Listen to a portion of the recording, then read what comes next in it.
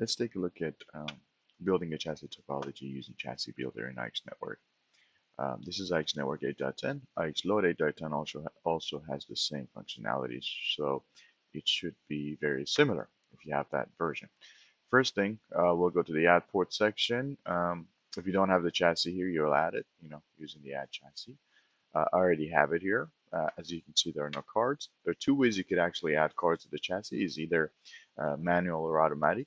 If you have deployed your cards or your virtual cards using deployment wizard, you are able to actually automatically discover them. This is due to the fact that the method of deploying using OVA is different from using a deployment wizard. So if you use deployment wizard, you can do automatic, and that's a lot uh, easier. So for the first time, however, you have to click on the chassis builder and click on manual configuration in order to be able to get to the screen that allows you to put in the IP of the hypervisor. That's on, in the screen when you click on settings. So chassis builder, click manual, open up the chassis builder dialog. You click on settings, you get to the settings dialog. Under the discovery tab, you have the discovery um, server information, which in this case is the ESXi uh, IP address. Doesn't work with vCenter at this point in this release. Keep that in mind. So you will put in the IP, root password, and root obviously has the username, type VMware, or you could do Kimo, but in this case I'm running ESXi, so this is on VMware. Now I'll click apply. When I click apply, as you can see, it has discovered already on the left side, because I already had this configured. It has already discovered the 4 cards that I have. So all I have to do is actually basically uh, highlight each card and say add it to my chassis. I could also add the cards manually. Type in the IP, type in the interface here. You want to put the ETH0 IP, whatever it may be, right? And then you put ETH1. You at least need 2 interfaces there. And you could just basically add it, like card 1. This is manually adding a card in there.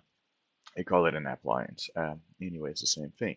But, since I have used deployment wizard to deploy these guys, um, and I actually, for the purpose of this demo, I deleted them. Deployment wizard usually should actually build the chassis topology itself as well. But let's say you actually added the card later, or for whatever reason the chassis topology is not built, you want to rebuild it here. I would use automatic discovery. So I've configured my ESXi IP and root password there already. I cancel out of here. This is a little bit, I would say, unintuitive, but at least I can get the chance to show it to you here. You click on the chassis builder again. This time it's the automatic configuration and dynamic discovery, and this will discover all those cards and add them to your chassis. A lot less painful, in my opinion, if you have a large setup. So a couple of reasons again you wanted to do this is if for some reason the discovery process broke when you deployed it using deployment wizard, or you added cards later using the deployment wizard, this is how you would rebuild your chassis. So there you go. We have 4 cards, beautiful, right here with all the 4 ports. Now if you wanted to change any settings for those cards, you have to go back in there with the manual option, and that will allow you to change certain things. For example, the promiscuous mode. So if you want to generate multiple MAC addresses behind each port in VMware, you need to make sure you have the promiscuous mode turned on. So you change it here. As you can see, I would just want to make sure they were added in a sequence. They were nice sequence, right? 1, 2, 3, and 4. Those are the ending IPs. So I click OK here, and then this will, the first time you add it, it will basically start building it in IX Network. But anyway, it's ready to go.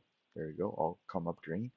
And one other piece of information that I didn't provide here that can be confusing later is licensing information. Okay, if your licenses are not installed on the same machine as this Windows machine, you need to go to the license settings section and put in the licensing server IP address. Okay, and I'm assuming that you've already done that on your virtual chassis.